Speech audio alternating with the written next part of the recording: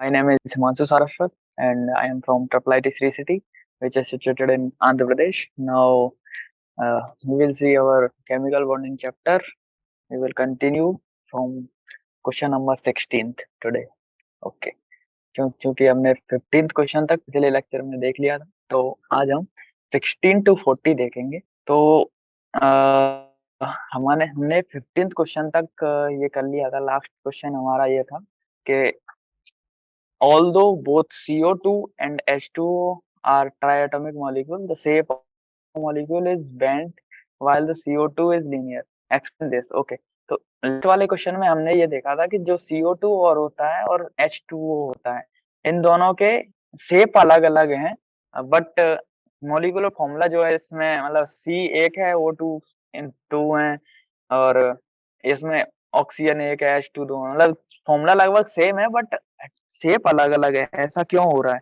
तो इसका एक रीज़न ये था कि CO2 में जो है C डबल बॉन्ड दोनों ऑक्सीजन के साथ बना लेगा, बट जो H2O है उसमें ऑक्सीजन एक-एक बॉन्ड तो हाइड्रोजन के साथ बना रहा है, बल इसके साथ ही इसके पास 2 लोन पेयर और बचेंगे, जो इसको एक्स्ट्रा लोन पेयर रिपल्सन देंगे और साथ में बॉन्ड पेयर रिपल्सन तो रहेगा ही, इसके कारण इसकी जो शेप होगा वो 180 डिग्री यानी कि एक फ्लैट सरफेस के अलावा इसको लीनियर बोल सकते हैं, लीनियर से डिफरेंट होगा और बेंट होगा। ओके, तो अब आते हैं अपने नेक्स्ट क्वेश्चन जो 16th है। व्हाट राइट द सिग्निफिकेंस और एप्लीकेशन ऑफ डायपोल मोमेंट। तो डायपोल मोमेंट का मतलब सिग्निफिकेंस और जो एप्लीकेशन ये है, the dipole moment is measure of polarity of bond. मतलब डायपोल मोमेंट और कुछ नहीं है, बस ये बताता है कि एक जो मॉलिक्यूल है अपना वो पोलर कितना है, उसके मतलब पोल्स पे कितना जो डिपेंड कर रहा है। जैसे कि ऑक्सीजन को देख लीजिए, ऑक्सीजन में ये थोड़ा-सा पोलर है क्योंकि ऊपर ऐसे एक भी बॉन्ड नहीं है, दोनों लोन पेयर हैं और लोन पेयर डायपोल मोमेंट पैदा नहीं करते, मतलब बहुत कम पैदा करते हैं। तो और जो हाइड्रोजन बॉन्ड है इधर हाइड्रोजन बॉन्ड मतलब एक साइड में बेंट होने के बाद साथ से ये ऊपर मतलब एक इस ऐसा स्ट्रक्चर पैदा कर देंगे कि एक बैलेंस नहीं होगा अच्छे से। इस मतलब एक पोलैरिटी रह जाएगी इस मॉलिक्यूल में। तो इसी चीज़ को डायपोल मोमेंट से रिफ्लेक्ट करते हैं। तो it is used to differentiate between polar and non polar bond. Okay, तो जैसे ये एग्जांपल ले रहा हूँ कि ऑक्सीजन H2O और CH4। CH4 में चारों जो बॉन्ड बने हुए हैं वो हाइड्रोजन के साथ बने हुए हैं। मतलब चारों बॉन्ड में सेम फोर्स लग रहा होगा। किसी भी बॉन्ड में ज़्यादा फोर्स लगेगा तो बैलेंस रहेगा एक तरह से। जबकि H2O में ऐसा नहीं है, ये एक पोलैरिटी लेके आ जाएगा। तो जिस भी में जो भी एलिमेंट होगा या मॉलिक्यूल कह लीजिए, अगर वो पोलर है, तो उसका डायपोल मोमेंट ग्रेटर 0 होगा और जो नॉन पोलर है, उसका डायपोल मोमेंट 0 होगा। तो ये इसका सिग्निफिकेंस या एप्लीकेशन मान लीजिए और कुछ नहीं है। Next question we will see define electronegativity. सबसे पहले हमें इलेक्ट्रोनेगेटिविटी डिफाइन करनी। What is the electronegativity? तो electronegativity is tendency of atom of an element in a chemical compound to attract a shared pair of electron toward it in a covalent bond। मतलब किसी भी covalent bond में element को मतलब जो होता है ना tendency of element chemical bond to attract a shared pair. मतलब किसी भी शेयर्ड पेयर को अपनी साइड अट्रैक्ट करने की जो पावर होती है वो इलेक्ट्रोनेगेटिविटी होती है। जैसे फ्लोरीन के पास सबसे ज्यादा इलेक्ट्रोनेगेटिविटी है, मतलब उसके पास नेगेटिव चार्ज बहुत ज्यादा है। वो एक पेयर को अपनी तरफ आकर्षित करेगा। मतलब फ्लोरीन को छोड़ देंगे ना ऐसे ही, तो वो कभी भी प्योर फॉर्म में नहीं मिलेगा, उसके साथ वो अपने अपने कंपाउंड बना लिया करेगा। ऐसा है। ओके, तो अब इसी में दूसरा क्वेश्चन है, how does it differ from electron gain enthalpy.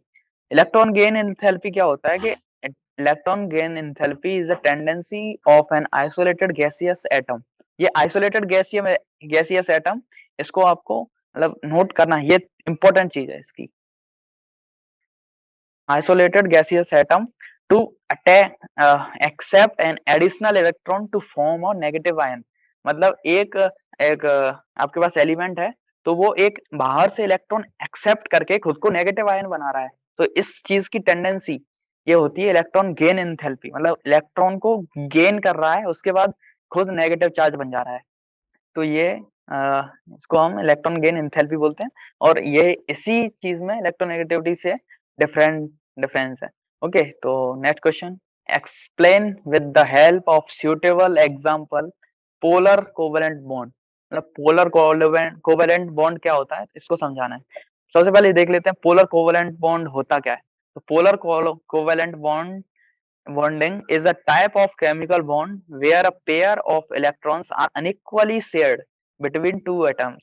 The bonding of hydrogen, okay, ये तो एग्जांपल है। जैसे मतलब इसमें कह रहे हैं कि एक पोलर कोवेलेंट बॉन्ड ऐसा होता है कि जिसमें भी अगर कोई सा भी एलिमेंट ऐसा है जिसमें एक जो है, एक एलिमेंट वो ज्यादा ही इलेक्ट्रोनेगेटिव हो गया, मतलब वो सारे के सारे इलेक्ट्रॉन पेयर को अपनी तरफ अट्रैक्ट करेगा बहुत ज्यादा पावर से, तो एक साइड में इसकी पोलैरिटी शिफ्ट हो जाएगी।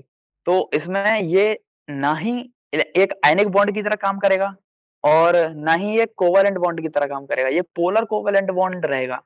अब जैसे HCl, अब एक डाउट रहता है सभी का कि H हाइड्रोजन एक इलेक्ट्रोपॉजिटिव एलिमेंट है और Cl एक इलेक्ट्रोनेगेटिव, तो इसको आयनिक बॉन्ड होना चाहिए था, बट ऐसा है नहीं यहाँ। यहाँ पर ये पोलर कोवेलेंट बॉन्ड होता है। ये एक थोड़ा सा एक्सेप्शन भी है, तो इसको आपको याद कर लेना या फिर रिमेम्बर कर लेना। Now come to the 19th question. 19th question is that arrange the bond in order of increasing ionic character in the molecule. Okay, तो हमको इसको अरेंज करना है एक आयनिक कैरेक्टर के फॉर्म में।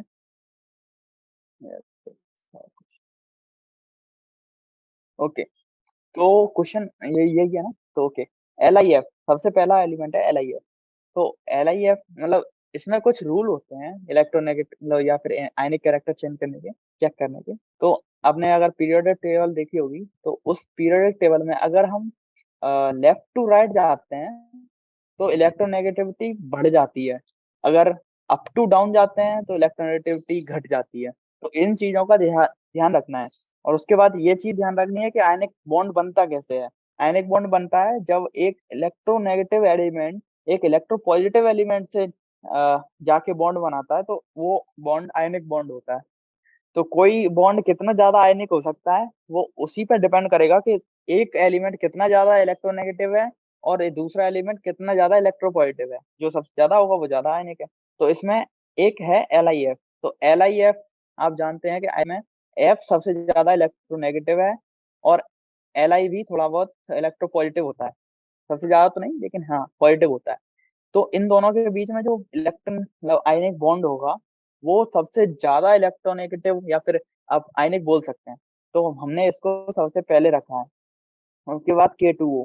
K2O में भी दो के एलिमेंट हैं जो सबसे ज्यादा मतलब इलेक्ट्रोपॉजिटिव हैं। ऑक्सीजन भी 2+2 मतलब नेगेटिव के साथ सबसे ज्यादा तो नहीं लेकिन हाँ इलेक्ट्रोनेगेटिव है। तो इन दोनों के बीच में भी जो आयनिक बॉन्ड बनेगा वो आयनिक होगा। ओके, लेकिन हाँ ये LIF से कम ही होगा। Now come to the next N2। N2 में तो ये ना आयनिक है ही नहीं मोस्टली, क्योंकि इसमें कोवेलेंट यूज होता है और कोऑर्डिनेट। ओके, तो अगला है SO2। SO2 में S और O2, तो इसका थोड़ा सा देख लेते हैं। ये S है, ये डबल बॉन्ड के साथ O बना, ये डबल बॉन्ड के साथ ए जोड़ा और दो बचे हुए लोन पेयर।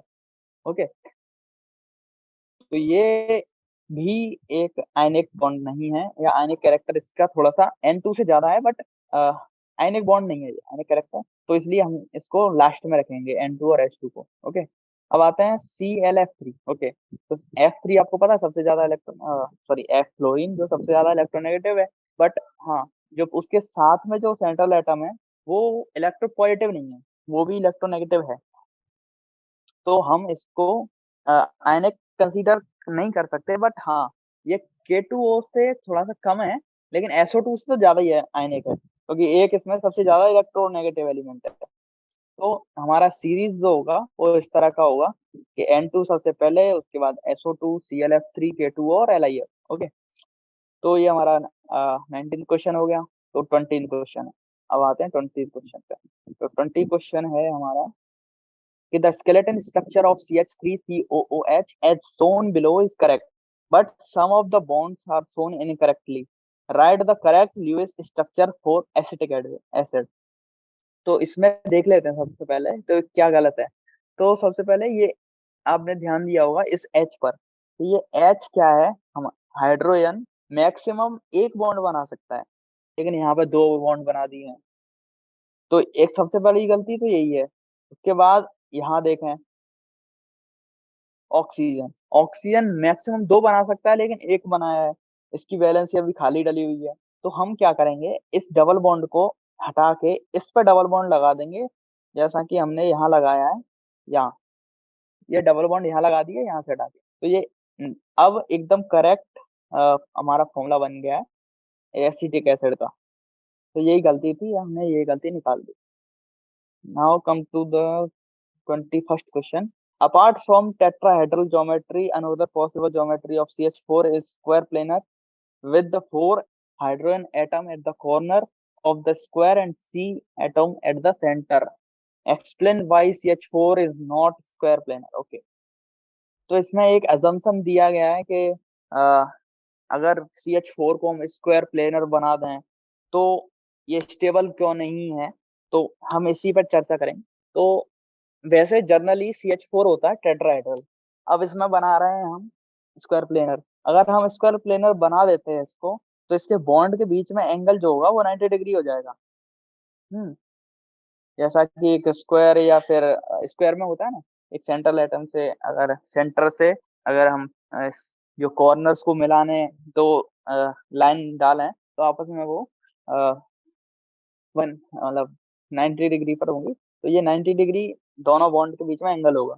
बट एलिमेंट जो है खुद के बॉन्ड एंगल को मैक्सिमाइज करना चाहता है, तो मैक्सिमाइज करने के लिए क्या करेगा, ये खुद को तोड़ेगा या फिर इसको इसके अपने शेप को तोड़ेगा और टेट्राहेड्रल बनाएगा। ये कभी भी मतलब खुद को स्टेबल बनाने के लिए कभी भी मिनिमम बॉन्ड एंगल पे नहीं रहेगा, जब तक कि कोई इसको रिपल्सन ना दे बहुत भयंकर। तो ये मतलब इस चीज की वजह से ये पॉसिबल नहीं है, due to stability of atom. Okay, तो now come to the 22 question. Explain why BeH2 molecule has zero dipole moment although the BeH bond are polar। तो इसमें बोला गया है कि अगर ये मतलब हमें पता है कि BeH जो बॉन्ड होता है वो एक पोलर बॉन्ड है, तो फिर है हाँ BeH2 मॉलिक्यूल है, उसका जीरो डायपोल मोमेंट क्यों है। तो हम क्या करेंगे, सबसे पहले BeH2 बना लेंगे। तो ये है हो गया BeH2। तो इसमें क्या कर रहे थे, ये अपनी साइड डायपोल मोमेंट दे रहा था, तो एक ये अपनी साइड देगा डायपोल मोमेंट, एक ये भी तो देगा अपनी साइड डायपोल मोमेंट। तो इसमें क्या हो रहा है, डायपोल मोमेंट अपोजिट साइड में होने की वजह से एक दूसरे को कैंसिल कर रहे हैं, ये एक दूसरे को कैंसिल कर रहे हैं, इसलिए ये नॉन पोलर हो जाता है फिर, क्योंकि BeH पोलर है और ये नॉन पोलर है, तो ये थोड़ा सा डाउट रहता है सबका। बट यहाँ पर ये डायपोल मोमेंट कैंसिल हो रहा है आपस में, इसलिए। ओके, तो 23 क्वेश्चन पे आ जाते हैं। Here is our 23 question. Here it is. Which out of NH3 and NF3 has higher dipole moment and why? Okay, तो इसमें पूछ रहे हैं कि NH3 और NF3 इनमें से सबसे ज्यादा डायपोल मोमेंट किसका होगा। ओके, तो देखें कि अब जो लोन पेयर होता है वो अपनी साइड एक मतलब फोर्स लगाता है डायपोल मोमेंट के लिए, तो ये तो लगा ही रहा है, दोनों में लगा रहा है, इसमें भी लगाएगा इसमें भी लगाएगा। ओके, तो लेकिन जो हाइड्रोजन एलिमेंट है वो इलेक्ट्रोपॉजिटिव होने की वजह से डायपोल मोमेंट इस डायरेक्शन में लगाएगा है, तो ये इधर से जाएगा और ये खुद भी इधर जा रहा है, तो मतलब ये ऐड हो रहा है, ऐड ऑन हो रहा है। मतलब देखो एक वेक्टर इधर है, एक वेक्टर इधर है, एक वेक्टर इधर है और एक वेक्टर ऊपर भी है, तो मतलब ये एड ऑन हो रहे हैं सारे के सारे, क्योंकि इसमें ये ऊपर है, इसमें ये इधर है, ये इधर है और ये इधर है। तो इसमें क्या है ना, ये ऊपर वाला जो वेक्टर है वो इन तीनों में से थोड़ा बहुत कैंसिल कर रहा है, तो इसलिए सबसे ज्यादा डायपोल मोमेंट अपने NH3 का होगा। ओके, तो इसको ऐसे देख सकते हैं अपन। अब अगले क्वेश्चन पे आ जाते हैं, 24। What is meant by hybridization of atomic orbital describe by shape of sp sp2 sp3 hybrid orbital. Okay है, तो हाइब्रिडाइजेशन ऑफ एटॉमिक ऑर्बिटल निकालना है। मेंट बाय मतलब इसका मतलब क्या है, sp sp2 और sp3 से। तो सबसे पहले हम देखते हैं sp का क्या मतलब है। तो जैसा कि इसके नाम में छुपा हुआ है, एक s होगा एक ऑर्बिटल, एक होगा p ऑर्बिटल, एक होगा s और एक होगा p। तो इसमें क्या है कि जब हम एक s और एक p लेते हैं तो हमारे पास दो sp ऑर्बिटल बन जाते हैं, दो sp ऑर्बिटल बन जाते हैं, मतलब आपस में कंबाइन करके ये sp ऑर्बिटल बन जाएगा, जिसमें से 50% पार्ट होगा s का, 50% होगा p का। ओके, तो इसमें अब sp2 आ जाता है। sp2 में क्या आएगा कि एक होगा s और प्लस 2 पार्ट होंगे p के, यानी कि इससे 3 पार्ट बनेंगे sp2 के, जैसा कि इसमें देखिए यार, ये 3 पार्ट है ना sp2 के। ओके, तो इसमें s का परसेंटेज होगा 33 और p का होगा 6.7 इतना। अब आते हैं sp3। sp3 में सेम इन्हीं की तरह s का एक पार्ट और p का 3 पार्ट, जिससे 4 पार्ट sp3 के बन जाएंगे। Okay, hybrid orbital. तो इसमें s का परसेंटेज रहेगा 25 और p का 75। तो जितना ज्यादा हम p का ऑर्बिटल मतलब s का परसेंटेज कम करते जा रहे हैं, तो एक रूल होता है कि जितना ज्यादा s का परसेंटेज कम होगा उतनी ही ज्यादा वो इलेक्ट्रो मतलब नेगेटिव होगा, मतलब जितना कम s परसेंटेज उतना ही कम इलेक्ट्रोनेगेटिविटी। ओके, तो अब आते हैं अपने 25 क्वेश्चन पर। 25 question, okay. 25 question, describe the change in hybridization if any of the Al atom in the following reaction। मतलब अगर हम AlCl3 प्लस Cl का मतलब रिएक्शन करा दें तो AlCl माइनस मतलब 4 बन जाता है माइनस। तो इसमें कुछ चेंज होगा कि नहीं ये पूछ रहे हैं। तो वैसे देखो, AlCl3 होता क्या है, AlCl3 होता है एक आयनिक बॉन्ड होता है AlCl3।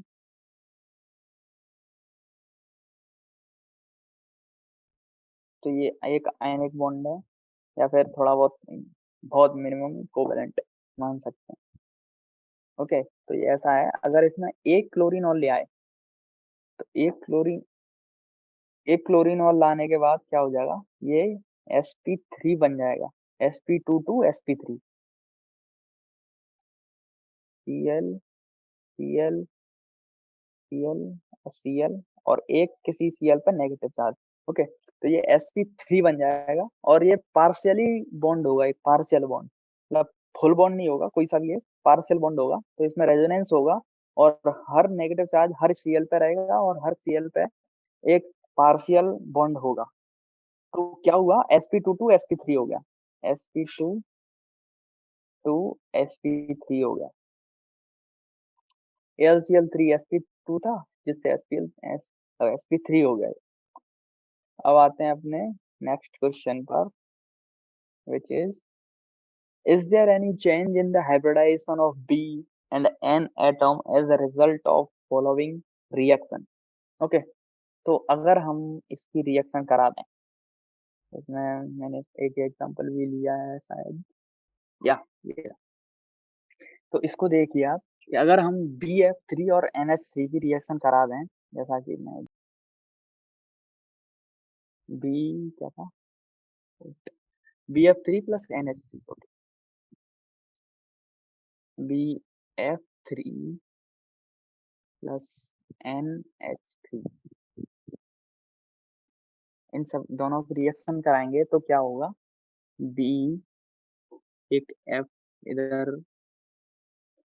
एक F इधर, एक F इधर, ये N के साथ एक बॉन्ड, H, ये H और ये एक।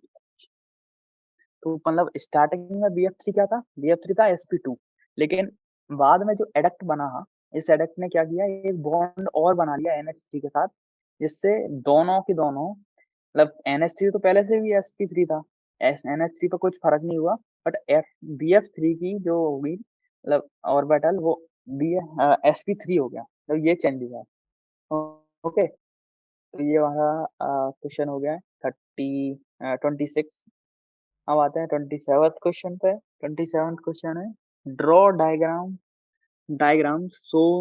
showing the following formation of double bond and triple bond between carbon atom in C2H5 and C2H2 molecule। तो मतलब इनका डायग्राम बनाना है C2H4,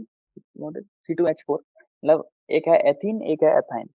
तो इसमें एक है C डबल बॉन्ड C और एक है C ट्रिपल बॉन्ड C। तो हमको इनका फॉर्मेशन बनाना है। क्या है? Draw the diagram showing the formation of double bond and triple bond between carbon bond. Okay, तो इसका हमें फॉर्मेशन कैसे हो रहा है ये बताना है। तो इसमें क्या है, हमारे पास कार्बन एटम है, तो एक एक इसके पास था एलिमेंट, और एक दूसरा कार्बन है, सबके पास 4 इलेक्ट्रॉन देने के लिए हैं। तो क्या हुआ कि एक हाइड्रोजन इधर से आया, एक हाइड्रोजन इधर से आया, एक हाइड्रोजन इधर से आया, और एक डबल बॉन्ड इन्होंने ऐसे बनाया, एक हाइड्रोजन ऐसे आया, एक हाइड्रोजन ऐसे आया इधर, एक हाइड्रोजन ऐसे आया। तो अभी इनकी बैलेंसी पूरी हो गई। अब क्या करेंगे हम, इनमें से ये दो हाइड्रोजन एटम को हटा दिया, मान लीजिए। तो इन दोनों को हटाया तो दोनों कार्बन के पास एक एक मतलब इलेक्ट्रॉन खाली पड़ा है। तो दोनों क्या करेंगे, आपस में पार्शियल, मतलब एक खुद खुद ही में अपने पास में बॉन्ड, मतलब बॉन्ड बना लेंगे। ये इसकी जरूरत पूरी कर देगा, ये इसकी जरूरत पूरी कर देगा। अब मान लीजिए ये हाइड्रोजन और हट गए, तो इसमें एक एक और इलेक्ट्रॉन बच जाएगा। तो इलेक्ट्रॉन और इसको कम करने के लिए एक ट्रिपल बॉन्ड और बना लेंगे आपस में, मतलब अब इससे ज्यादा ये बॉन्ड नहीं बना सकते। फोर फोर बॉन्ड नहीं होते, क्योंकि तो 3 बॉन्ड इसने आपस में बना लिए, तो 3 इलेक्ट्रॉन पेयर्स की खुद ही अपनी जरूरत पूरी कर रहे हैं, और एक इलेक्ट्रॉन पेयर हाइड्रोजन से ले रहे हैं। तो ये इसकी फॉर्मेशन है, इसमें कोई डाउट नहीं होना चाहिए अब तो। What is the total number of sigma and pi bond in the following molecule. तो अब इन्हीं मॉलिक्यूल्स में हमको सिग्मा और पाई बॉन्ड निकालने हैं। तो सिग्मा बॉन्ड क्या होता है, मतलब सिग्मा बॉन्ड होता है ये कार्बन और हाइड्रोजन के बीच में एक सिग्मा बॉन्ड है, और डबल बॉन्ड में भी एक सिग्मा बॉन्ड तो होता ही है, एक सिग्मा बॉन्ड और 2 पाई बॉन्ड। ओके, जैसे कि इसमें दिए रखा है, कितने थे। देखिए मैंने बताया था ना आपको कि अगर हम इसमें तो पहले वाला कर दिए। ओके, ये रहा। तो 3 सिग्मा बॉन्ड थे, एक इसके साथ, एक इसके साथ, और इन्होंने खुद ने गलत जगह, कोई हम बता देते हैं। तो एक सिग्मा बॉन्ड हाइड्रोजन के साथ, एक इस हाइड्रोजन के साथ, एक खुद में भी तो एक सिग्मा बॉन्ड है। तो 3 सिग्मा बॉन्ड और 2 पाई बॉन्ड। ओके, अब आता है ये डबल बॉन्ड वाला। डबल बॉन्ड वाला हो गया, तो डबल बॉन्ड वाला ऐसा होगा, इसमें 1 2 3 4, 4 हो गए सिग्मा, सॉरी 4 + 1 5 सिग्मा और 1 पाई। ओके, तो ये वाला भी क्वेश्चन हो गया है लगता है। आते हैं 29th क्वेश्चन पे। Consider x axis as internuclear axis, which out of following which will not form a sigma bond and pi। okay। Sorry।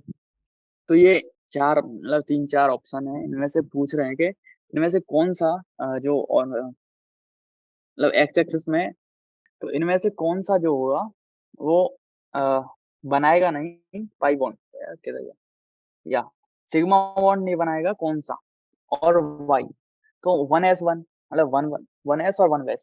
तो इनमें इनके बीच में तो आपस में सिग्मा बॉन्ड होता ही है। जैसे हाइड्रोजन हाइड्रोजन के बीच में होता है ना H2 में, तो इसमें तो सिग्मा बॉन्ड होगा ही, 1s और 2px, तो इनमें भी एक सिग्मा बॉन्ड तो होगा ही। अब आते हैं 1s और 2s, तो इनमें भी होगा एक सिग्मा बॉन्ड, और एक होगा ये 2py और 2py, इनमें नहीं होगा क्योंकि ये वाई एक्सिस के हैं ना दोनों, वाई एक्सिस के हैं, तो पैरेलल होने की वजह से ये मतलब डबल बॉन्ड बना देंगे। ओके, तो ये इसका रीजन हो गया। तो अब आते हैं 30 क्वेश्चन पे, which hybrid orbital are used by carbon atom in the following molecule. Okay, तो इसमें पूछ रहे हैं कि which hybrid orbital used by carbon in the following molecule. तो सबसे पहला है CH3 तो हमने देखा है कि CH3 में क्या होता है, 3 हाइड्रोजन बॉन्ड होते हैं और एक कार्बन के साथ होता है, मतलब 4 बॉन्ड टोटल, तो sp3, दोनों ही sp3। अब ये आ गया, अब इसमें भी CH3 और एक कार्बन के साथ है, तो ये वाला जो होगा कार्बन होगा sp3, और इसमें क्या है, दो, एक डबल बॉन्ड दे रखा है, तो एक डबल बॉन्ड, एक इस कार्बन के साथ बॉन्ड, एक एक इस हाइड्रोजन के साथ बॉन्ड, मतलब टोटल 3 बॉन्ड, तो 3 बॉन्ड यानी कि sp2, ये भी sp2।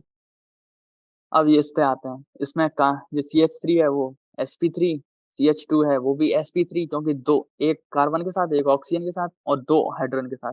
अब आते हैं ऑक्सीजन, ऑक्सीजन भी sp3 ही है, क्योंकि एक है कार्बन के साथ, एक है हाइड्रोजन के साथ, और दो लोन पेयर। ओके, तो ये हो गया अपना ये, और CH3CHO, इसका डायग्राम थोड़ा सा बना देता हूँ।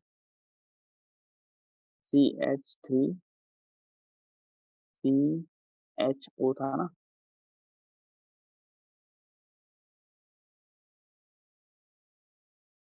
तो ये ऐसा है। हम्म, तो ये है ऐसा। ओके, तो CH3 है ना, तो CH3, ये तो sp3 हो जाएगा, ये भी ये sp2 हो जाएगा, फिर एक डबल बॉन्ड है इसके पास, और ये तो होता ही है हमेशा। इसमें क्या है, ये दो डबल बॉन्ड इसके साथ ले लिए हैं, एक ये, तो sp2 ऑक्सीजन इसमें होगा ही। ओके, अगला क्या है, CH3COOH, तो CH3COOH का डायग्राम तो हमारे पास पहले से ही है, इसी से देख लेंगे, ये रहा। तो इसमें इस कार्बन के पास तो sp3 हो गया, इसमें इस कार्बन इस कार्बन के पास sp3 हो गया, सॉरी sp2 हो गया, इस कार्बन के पास ये दो लोन पेयर भी हैं और दो बॉन्ड भी हैं, तो ये भी sp3 है, लेकिन इसके पास दो लोन पेयर के साथ ही एक डबल बॉन्ड है, इसलिए sp2 है। ओके,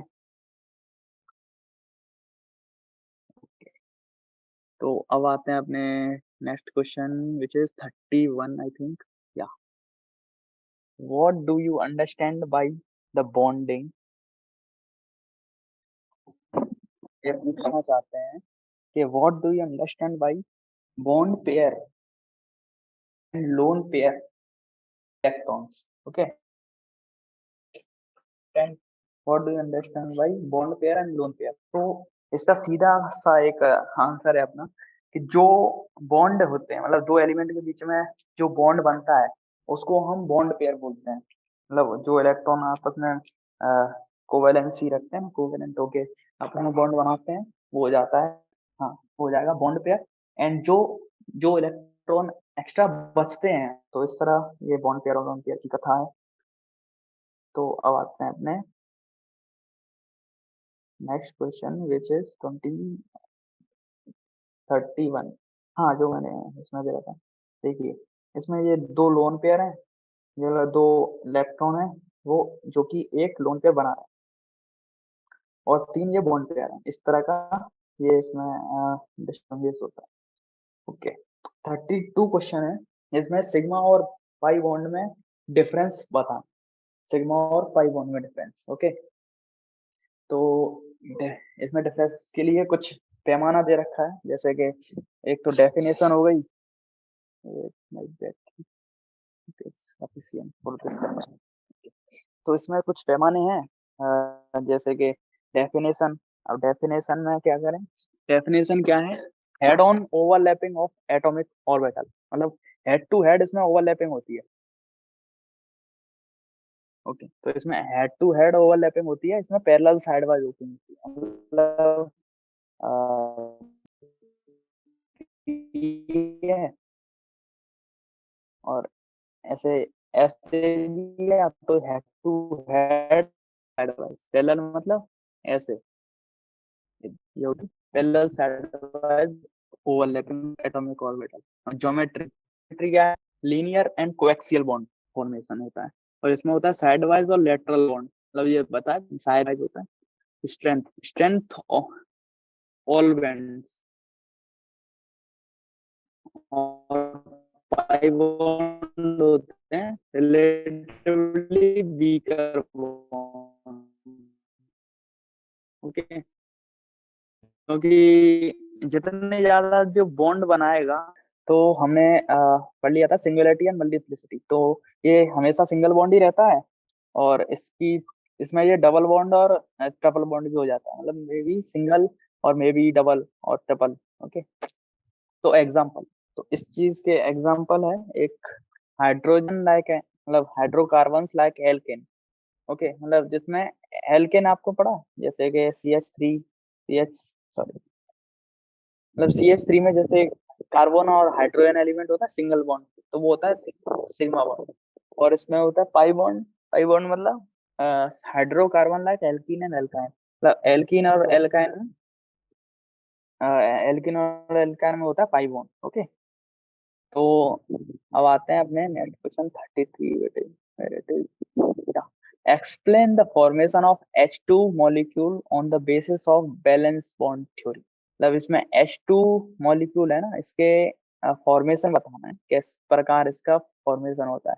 तो हम एक हाइड्रोजन एटम लेते हैं, एक हाइड्रोजन एटम इधर ले लिया, तो हाइड्रोजन क्या होता है H2, मतलब H क्या ना, तो एक इसके पास एक इलेक्ट्रॉन होगा, एक इलेक्ट्रॉन इसके पास होगा, एक इलेक्ट्रॉन इसके पास होगा, तो आपस में ये एक कोवैलेंट बॉन्ड बनाएंगे for to stable itself by the octet rule. Okay, तो अब इसके पास भी दो हो जाएंगे, इसके पास भी दो हो जाएंगे, दो इलेक्ट्रॉन, तो ये खुश हैं अब।